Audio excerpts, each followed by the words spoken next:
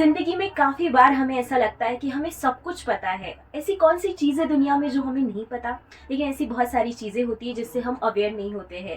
Hello end welcome on MGM 90.8 FM. मैं हूं मनीषा आपके साथ, और मेरे साथ आज है founder of Aarambh autism centre Ambika Takalkar ma'am. नमस्ते मैम। नमस्ते.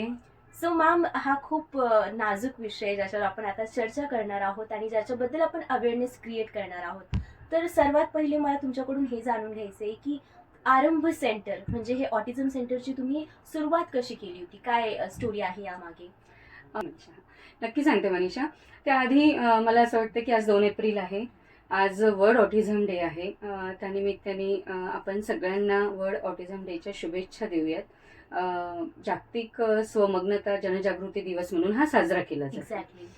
आरंभबद्दल सांगायचं म्हणजे आरंभ ऑटिझम मुलांची शाळा आहे, व्होकेशनल सेंटर आहे आणि आता पुढे निवासी शाळा पण होणार आहे. आरंभ मराठवाड्यातलं पहिलं ऑटिस्टिक मुलांसाठीचं सुरू झालेली संस्था आहे. एक्झॅक्टली.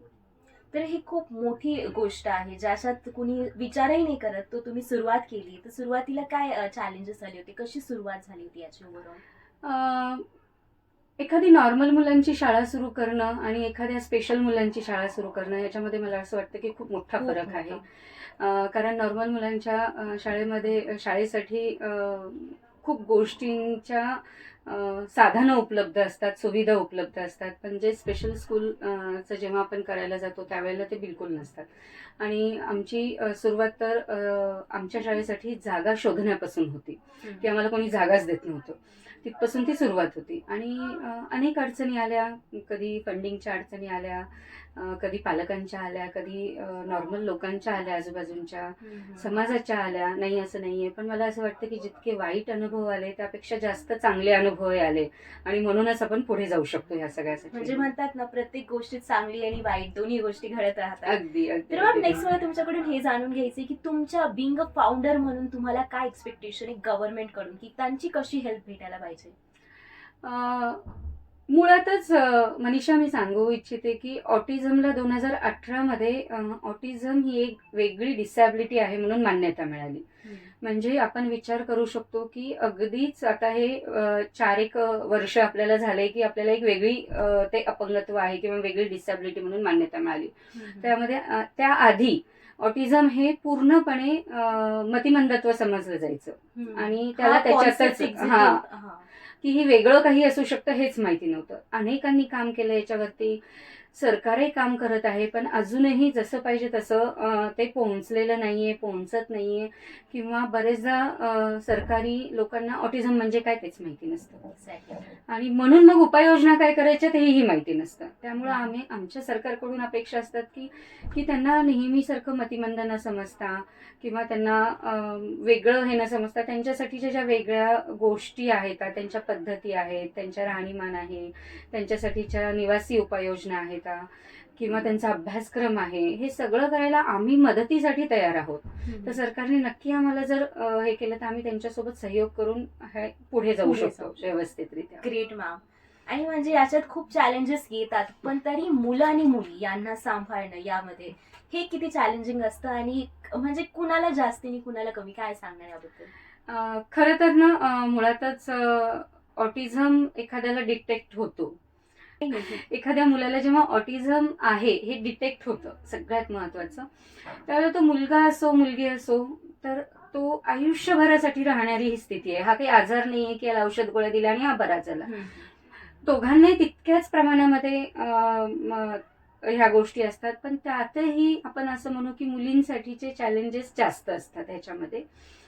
पण एक गोष्ट आहे की मुलांचं प्रमाण ऑटिझम मध्ये जास्त आहे आणि मुलींचं प्रमाण कमी आहे.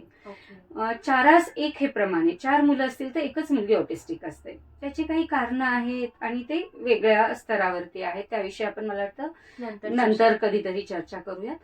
पण मुलींच्या समोरचे जे चॅलेंजेस आहेत तर ॲज युजल जेव्हा मुलगी मोठी होते, तिला पिरियड्स येतात, त्यावेळेला ते समजणं, त्याच्यानंतर पिरियड्सची काळजी घेणं, वैयक्तिक स्वच्छता घेणं, ते लोकांपर्यंत म्हणजे हे न होता, लोकांना न कळता त्याचं पूर्णपणे सगळ्या गोष्टी करणं स्वतः, हे शिकवणं ऑटिस्टिक मुलींना खूप अवघड आहे.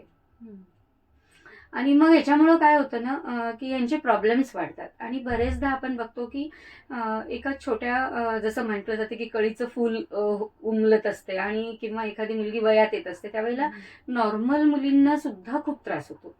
त्या वेगवेगळ्या गोष्टीतून जात असतात, भावनिक शारीरिक बदल होत असतात आणि हे ऑटिस्टिक मुलींमध्ये पण होत असतात. पण मग हे सगळं होत असताना नॉर्मल मुलं मुली सुद्धा आपल्या घरी सांगायला कचरतात किंवा त्यांना शब्द नसतात सांगायला. आणि मुळातच ऑटिस्टिक मुली ज्या असतात त्या बऱ्याचदा नॉन व्हर्बल असतात किंवा त्यांना ते व्हर्बल असलं तरी कसं सांगायचं हे माहिती नसतं. त्यामुळे त्यांना स्वतःला त्याचा खूप त्रास होत असतो आणि तो त्रास काय होतो हे ते पुढच्यापर्यंत म्हणजे त्यांना कळवता येत नाही. आणि मग त्यामुळं काय होतं की त्यांचं बिहेवियर वाढायला लागतं, चेंजेस व्हायला लागतात आणि मग त्रासदायक कदाचित होऊ शकतात ह्या गोष्टींमध्ये. आणि सगळ्यात मोठी मुलींचं चॅलेंज असं असतं की आपण बघतो आजकाल नॉर्मल मुलींचं सुद्धा कोण कुठे आणि कसा कुठल्या पद्धतीने गैरफायदा घेईल किंवा काय करेल हे आपण आत्ता सांगू शकत नाही. इतक्या आपण कितीही जरी आपण आज म्हणतोय की 24व्या शतकाकडे वगैरे आहोत, सगळं आहे, पण अजूनही मला वाटतं की आपण सुरक्षित नाही येतो. तर तिथेच स्पेशल मुलींसाठी जर म्हटलं, ऑटिस्टिक मुलींसाठी म्हणलं तर हे थोडंसं अवघड आहे. त्यामुळं ह्यांची काळजी घेणं खूप गरजेची असते. मुलांमध्येही तेवढेच चॅलेंजेस आहेत. मुलंही ॲडोलन्सेस एजमधून जात असतात, त्यांना त्यांच्यातही बदल होतात, नॉर्मल मुलांमध्येही बदल होतात ह्या सगळ्या गोष्टींनी, तशी ऑटिस्टिक मुलांमध्ये होतात. आणि सेम प्रॉब्लेम की त्यांना जर ते सांगायचं असेल तर त्यांना काय पद्धतीने सांगायचं हे माहिती नसतं आणि मग त्यामुळं तो त्रास होतोच. पण मुलांबद्दलही आपण असं म्हणू शकतो की फक्त मुलीच सेफ नाही आहेत असं म्हणण्यापेक्षा मी तर नेहमी म्हणत असते की मुलंही सेफ नाही आहेत, कारण मुलांच्याही बाबतीत काहीही गैरप्रकार घडू शकतात. त्यामुळं ह्या वाढत्या वयात येणाऱ्या मुलांची साधारणतः ही खूप प्रॉब्लेम्स असतात या सगळ्या गोष्टींनी. आणि मग त्यांना पालकांनी जर व्यवस्थित सपोर्ट केला तर आपण चांगल्या पद्धतीने त्यांचं समायोजन करू शकतो. एक्झॅक्टली. आणि प्रत्येक प्रॉब्लेमचं सोल्युशन असतंच, आपण ते शोधून काढूया.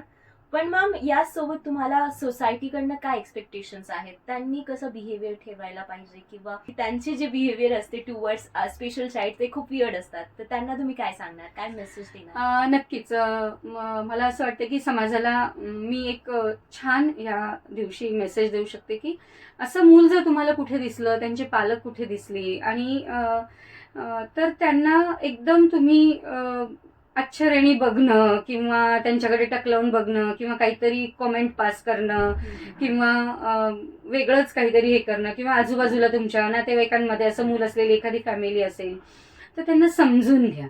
सगळ्यात महत्त्वाचं, मदत करता येत नसेल तर त्यांना हर्ट करू नका, की त्यांना त्रास देऊ नका कुठल्या गोष्टींनी. आणि सगळ्यात महत्त्वाचं, ही मुलं मोठी होत आहेत, छान पद्धतीने शिकतायत, व्होकेशनल ट्रेनिंग चांगल्या पद्धतीने करतायत, काही जण 10वी-12वी होतात. आणि सगळ्यात मोठा आमच्या पुढचा आत्ता आरंभच्या पुढचा जो प्रश्न आहे, कारण आरंभ 12 वर्षाचं झाले, 12 वर्षापूर्वी जो 10 वर्षाचा मुलगा आला होता, 12 वर्षाचा मुलगा आला होता, तो आज 24 वर्षाचा 26 वर्षाचा झालेला आहे. आमच्या समोर सगळ्यात मोठा आता जो प्रॉब्लेम आहे तो एम्प्लॉयमेंटचा. त्यामुळे मी समाजातल्या प्रत्येक घटकाला सांगू इच्छिते या 2 एप्रिलच्या निमित्ताने की आम्हाला काम द्या. आमची मुलं अगदी छान काम करतील, आम्ही त्यांना ट्रेन करू.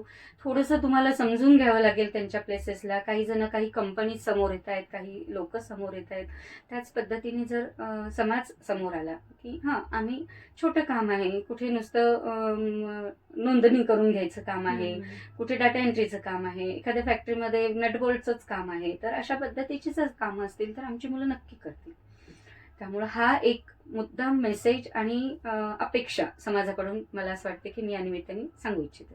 Thank you so much Ambika ma'am की तुम्ही आम्हाला इतकी अवेअरनेस केली आहे आणि खूप डीप इन्फॉर्मेशन दिली की कसं काय केल्याने हा प्रॉब्लेम सॉल्व्ह होऊ शकतो. आणि या दिवसाच्या खरं म्हटलं तर ह्या दिवसाचं हेच एक रिझन असू शकतं आपलं बोलण्याचं.